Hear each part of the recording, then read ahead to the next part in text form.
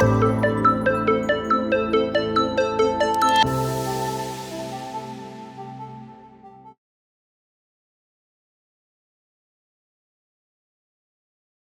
Dr. Brian Koffman, a retired family doctor and a CLL patient myself, and the co-founder, executive vice president, chief medical officer of the nonprofit CLL Society here at ASH 2024 in San Diego.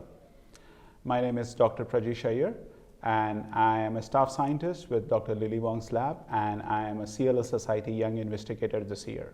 And I focus on understanding the mitochondrial dysregulation and metabolic dysregulation in Richter's transformation.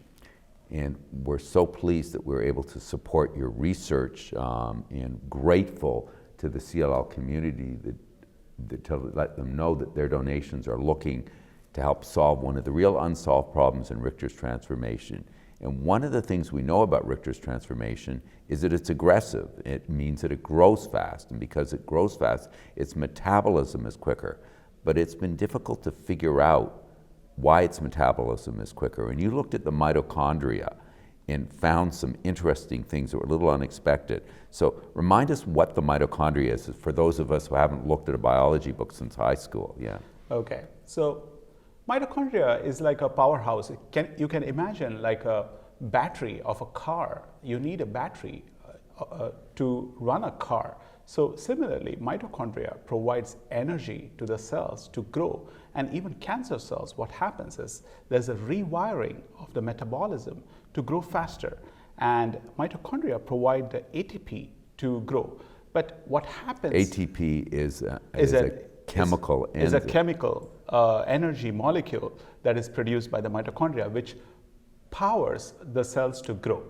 So, but in cancer is the cancer cells, they rewire the metabolism and in order to proliferate faster. And as like patients, they basically get different kinds of treatments.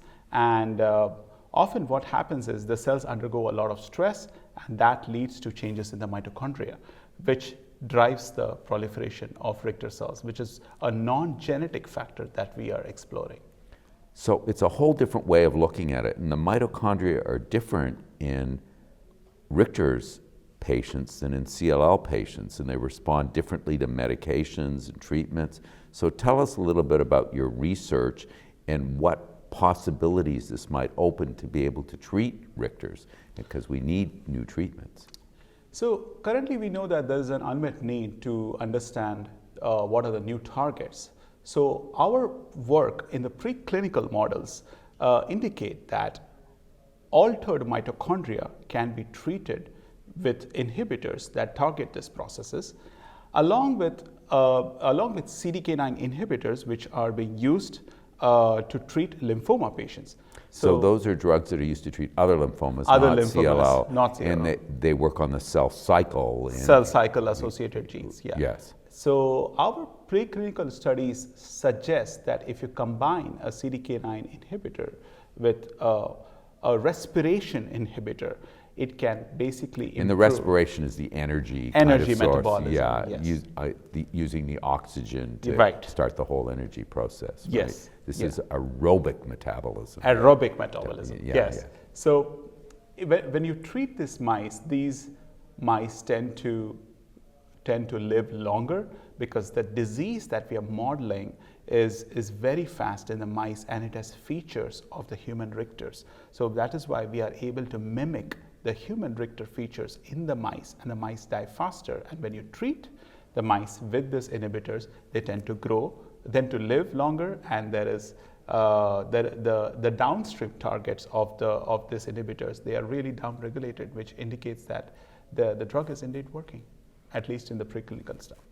So very exciting. Are these molecules that could actually be made into therapies for patients? That are these things that, obviously we've got to see if they're safe. It's very different in a mouse than in a person, and that's a long way. But are these potential new drugs that could come out of this? Currently, the problem in the field is that none of the mitochondrial inhibitors are really in clinical trials. The major problem is mitochondria is also a part of normal cells. The main problem is how do we target dysfunctional mitochondria.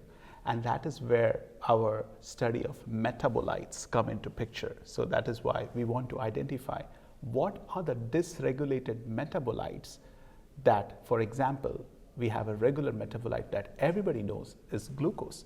So is the metabolite that is causing a dysfunctional mitochondria, can we target those genes that regulate that metabolites? So that is one way to do that, because these inhibitors that we are using preclinically may or may not work in the humans, because this can target to some extent normal mitochondria as well. That is why we need additional targets or additional targets that regulate dysfunctional mitochondria. So that's why we are studying metabolism. Yeah, and that's where your research is going, is looking for targets that are safe to use in humans. Any kind of final thoughts or takeaways for patients on this kind of very important and innovative way to look at handling Richter's transformation? My thoughts are basically, can we identify dysregulated metabolites that can govern the aggressive transformation of CLL before it happens? So, wow, that would be amazing. So can we do that? If that's the case, then we have a set of metabolites that we have already identified preclinically.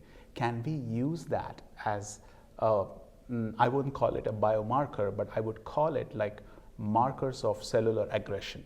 So can we do that? So if that's the case, that can be translated to humans. That is something I would say.